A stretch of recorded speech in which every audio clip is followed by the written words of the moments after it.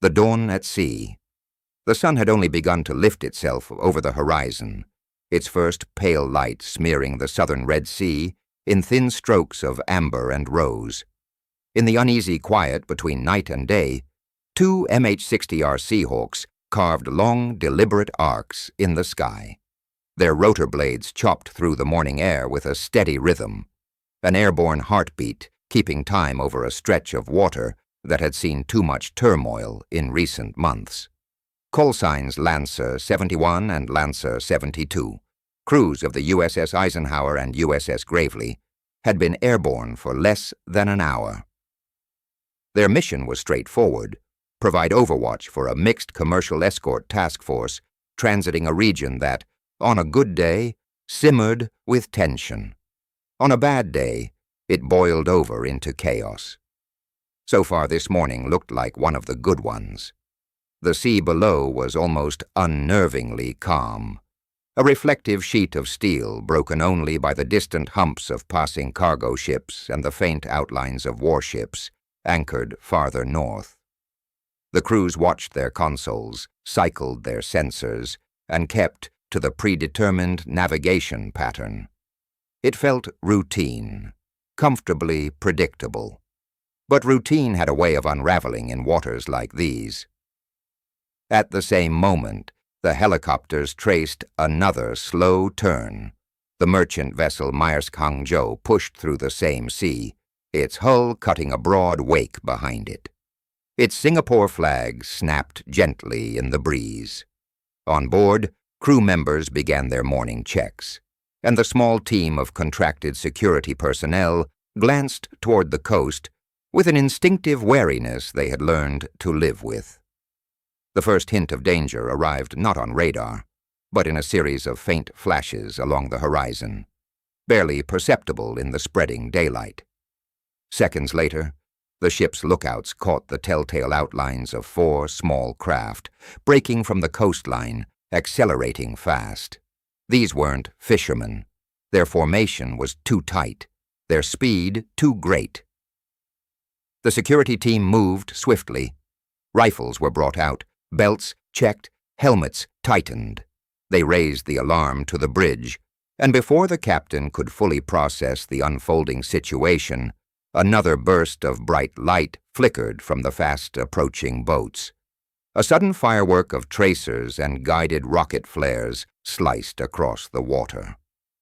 The Hangzhou was under attack. Up in the sky, Lancer 71 picked up the distress call first. The voice came through the radio sharp and tense, almost drowned by the sound of rushing wind on the merchant ship's deck microphones. The message was clear. Armed fast attack craft were closing on the Hangzhou at high speed, and the ship feared a boarding attempt was imminent. In the Seahawks cockpit, the pilot exchanged a quick look with his co-pilot. Lancer 71 copies, turning now. Within 2 seconds, the helicopter rolled hard to port and pushed into a rapid acceleration. Lancer 72 mirrored the maneuver, dropping in behind the lead aircraft. Both Seahawks surged forward, their engines straining as they clawed at the humid morning air. From their new heading, the sun now glared directly into the crew's windscreens, a glowing disk diffused by thin morning haze. It was the kind of visibility condition that could eat precious seconds they did not have. The digital readout displayed a sobering number, 26 nautical miles to the Hangzhou. Even at top speed, the trip would take several minutes, too many. Meanwhile, the Hangzhou's security team took their positions along the stern and port side. The sea around them echoed faintly with the crack thump of small-caliber fire as the attackers closed the distance. The merchant ship's defenders were professionals, but they were lightly equipped. Their rifles and mounted machine gun could do little more than force the attackers to adjust their approach. The boats kept coming, skimming across the water with practiced precision, their wakes forming long white scars on the smooth surface. As they crossed the 1-kilometer mark, One of the security contractors shouted over the noise, "They're lining up for rockets." A moment later, his prediction proved correct. One of the fast craft slowed just enough for a crewman to brace himself and fire. The rocket traced a glowing arc that passed close to the ship's superstructure, a near miss that nonetheless signaled how quickly the situation was escalating. The captain issued a final distress call. The Seahawks were their only hope now. At 6:37 a.m., Lancer 71's onboard radar lit up with 4 distinct returns, fast-moving small signature vessels weaving toward a large, slow-moving target. "Got them," the co-pilot said softly. The pilot tightened his grip on the controls. "Let's go to narrow pulse." The radar's beam shifted, its sweep sharpening. Sea clutter, wave reflections, and background signals dropped away until only the 4 boats remained, distinct shapes with clear speed and heading profiles. Behind them, Lancer 72 matched the adjustment, its own radar confirming the picture. But sensors alone did not tell the whole story. To the naked eye, the sea looked deceptively calm, and the boats were almost invisible at this range, a set of dim silhouettes skimming over the waves. The Seahawks needed to get close, identify, and engage only if absolutely necessary. And the fast attack craft did not intend to wait. At 6:39 a.m., the boats opened fire on the incoming helicopters. A thin line of tracer fire climbed toward the sky, passing close enough to catch the sunlight as it arced past the Seahawks' nose. The pilot of Lancer 71 inhaled steadily.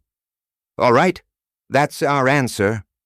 He pushed the helicopter down to 150 feet. The time for observation was over. But the wider consequences were just beginning. Later that morning, U.S. vessels tracked the network of coastal radar stations that had helped guide the attackers.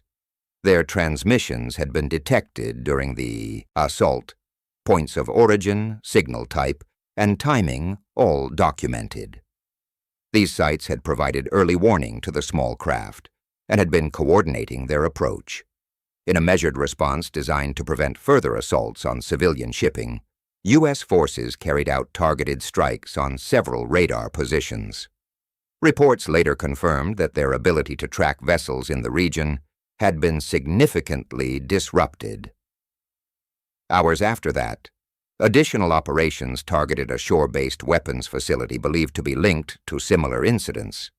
Secondary explosions, captured through remote surveillance, indicated the presence of munitions and equipment that might otherwise have fueled future attacks.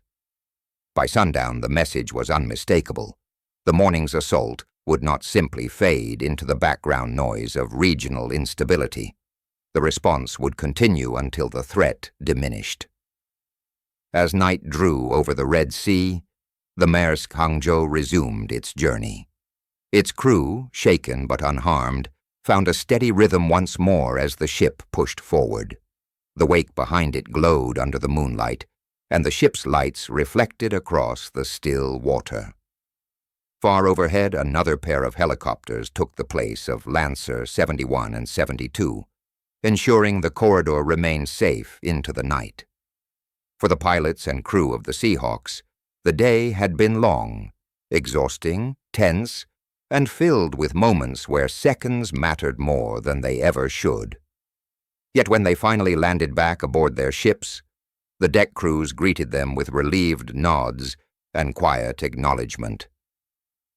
No celebration, no fanfare, just the understanding that they had been in the right place at the right time, and that sometimes, in the vastness of the sea, that is all that separates a close call from a catastrophe. The Red Sea settled into its nighttime calm once more, dark and deceptively peaceful. But everyone who had watched the events of that morning unfold knew the same truth. It wouldn't stay quiet forever.